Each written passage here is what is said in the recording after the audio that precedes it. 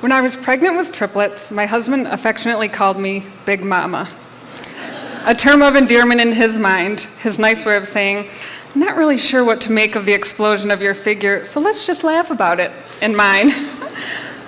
Soon after the birth of our triplets, the loss of my Big Mama status, and the shattering days that followed, my eldest daughter came to visit us in the hospital. She was coming to see her brother and her two sisters because, after all, that is what her mom had given birth to. 3 siblings who should be waiting for her when she arrived. We decided that I should tell her.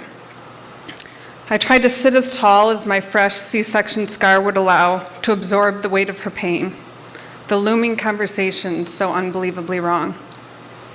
As much as I did not want to talk, as much as I wanted to crumble into a useless heap of grief in my hospital bed, in that same way that a mother is never allowed to call off sick, I was unable to call off devastated.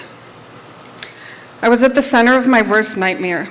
I didn't remember this chapter in my book on expecting multiples, and if it was there, I flipped past it because, of course, this wouldn't happen to me. This wouldn't be my story.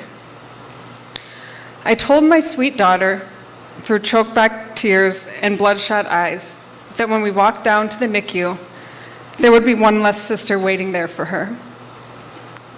When I explained the unexplainable to the best of my abilities and my impending tears began, I held her as much as she would let me as reality filled her heart, trying to weather her pain in the only way I could.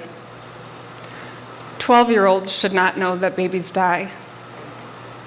This awful conversation and the shared pain and unimagined grief united my husband and his stepdaughter in a new way. He recognized a fragment of our loss mirrored in this adolescent piece of his new family, and he reached out to her.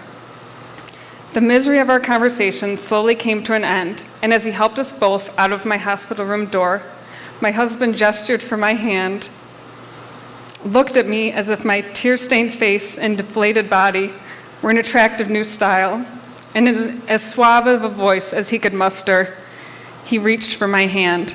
"What's your name?" he asked. I squeezed his strong hand and held on to my fragile daughter. "They call me Big Mama," I answered, my lips testing out a smile. And the 3 of us laughed together through voices raw with pain, because she needed to know that we still could.